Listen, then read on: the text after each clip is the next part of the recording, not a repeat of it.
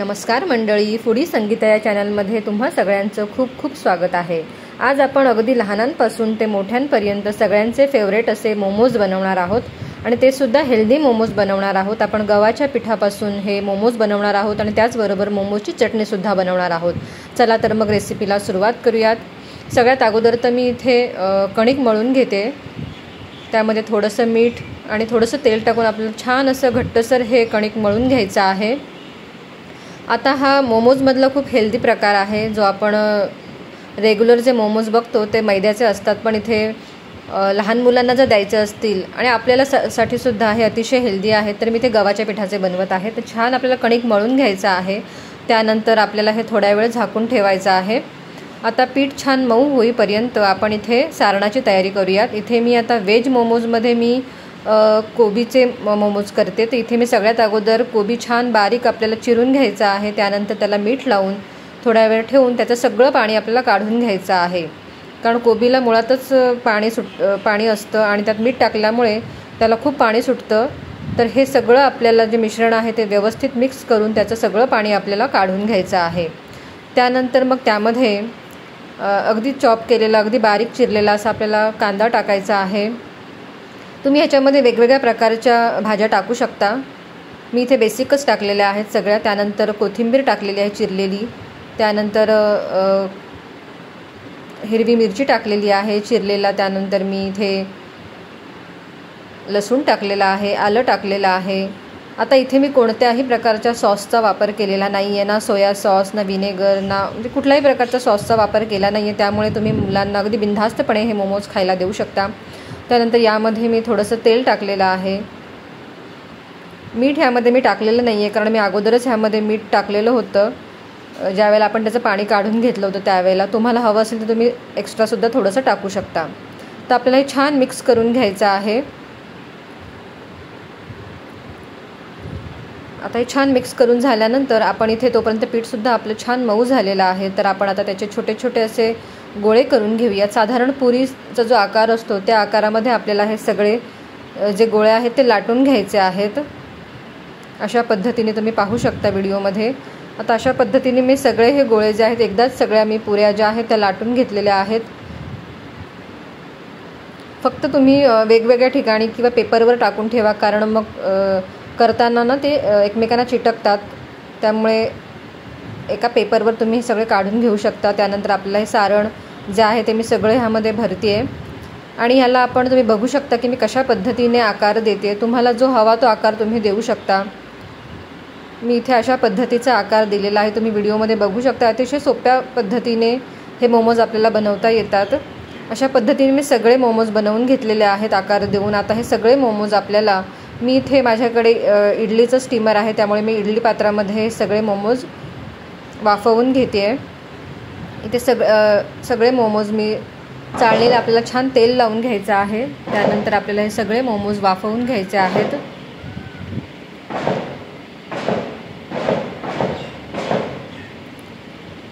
आता आपल्याला हे साधारण 10 ते 15 मिनटं आपल्याला हे वाफवून घ्यायचे आहेत। आता एकीकडे आपण मोमोजची चटणी बनवूयात। तर इथे मी सुक्या मिरच्या पाण्यामध्ये भिजत ठेवल्या होत्या साधारण 2 ते 3 तासासाठी। तुमच्याकडे जर बेडगी मिरची असेल तर तुम्ही बेडगी मिरची घेऊ शकता, जी काश्मीरी मिरची असते ती, त्याला कलर रंग खूप छान येतो। त्यानंतर मी टोमॅटोला इथे मधून चिरा पाडून घेतलेल्या आहेत। इथे साधारण मी 3 टोमॅटो घेतलेले आहेत। आता आपल्याला पाण्यामध्ये हे टोमॅटो, त्यानंतर लसणाच्या काही पाकळ्या, त्यानंतर चिरलेला थोडासा कांदा मी ह्याच्यामध्ये टाकलेला आहे। थोड्याशा लसणाच्या पाकळ्या मी ह्याच्यामध्ये टाकते। त्यानंतर यामध्ये मी कोबी टाकलेला आहे थोडासा, त्याने चव फार छान येते। थोडासा तुम्ही बघू शकता, मी कोबीचे साधारण 2-3च पत्ते टाकलेले आहेत आणि ज्या आपण मिरच्या भिजत घातलेल्या होत्या त्या मिरच्यासुद्धा मी ह्याच्यामध्ये टाकत आहे। आता ह्या मी ज्या मिरच्या घेतलेल्या आहेत त्या तिखट मिरच्या आहेत, माझ्याकडे बेडगी मिरची नव्हती त्यामुळे मी ह्या मिरच्या घेतलेल्या आहेत। आता हे आपल्याला उकडून घ्यायचं आहे साधारण 5 ते 6 मिनटं। त्याचं जोपर्यंत साल निघत नाही टोमॅटोचं तोपर्यंत आपल्याला उकडून घ्यायचं आहे। आता टोमॅटोचं सगळं साल आपल्याला काढून घ्यायचं आहे, तुम्ही बघू शकता।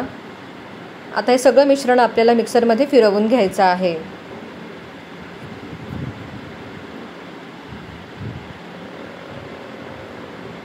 हे सगळं मिश्रण आपल्याला मिक्सरमध्ये फिरवून घ्यायचं आहे। त्यामध्ये मी थोडीशी कोथिंबीर, थोडंसं मीठ आणि थोडीशी साखर सुद्धा मी यामध्ये टाकलेली आहे।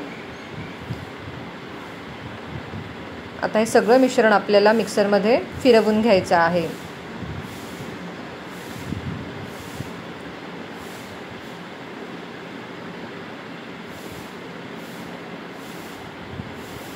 ही मोमोजची जी चटणी आहे ती सुद्धा फार टेस्टी लागते। ती फक्त तुम्ही मोमोज सोबतच नाही तर तुम्ही इडली सोबत खाऊ शकता किंवा डोशा सोबत सुद्धा खाऊ शकता। खूप चविष्ट अशी लागते। इथे मी थोडंसं मीठ टाकलेलं आहे।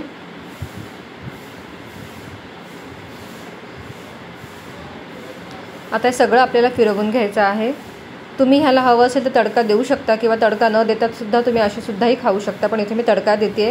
इथे पॅन गरम झाल्यानंतर त्यामध्ये तेल गरम झाल्यावर मी त्याच्यामध्ये चॉप केलेला लसूण टाकलेला आहे। तो छान आपल्याला गोल्डन ब्राऊन होईपर्यंत फ्राय करून घ्यायचा आहे। त्यानंतर मी आलंसुद्धा चॉप केलेलं ते टाकलेलं आहे, ते सुद्धा आपल्याला छान फ्राय करून घ्यायचं आहे। आता मी इथे बेडगी मिरची नसल्यामुळे मी इथे काश्मीरी चिल्ली पावडर टाकणार आहे, जेणेकरून ज्या चटणीला रंग फार छान येईल। कारण मी भिजवताना साध्या मिरच्या भिजत घातल्या होत्या, त्यामुळे आता इथे मी काश्मीरी चिल्ली पावडर टाकत आहे कलर येण्यासाठी, रंग येण्यासाठी चटणीला, जो की तिखट नसतो, फक्त त्याला रंग असतो। त्यानंतर आपण जे वाटलेलं मिश्रण आहे हे सगळं मी ह्यामध्ये चटणीचं टाकत आहे।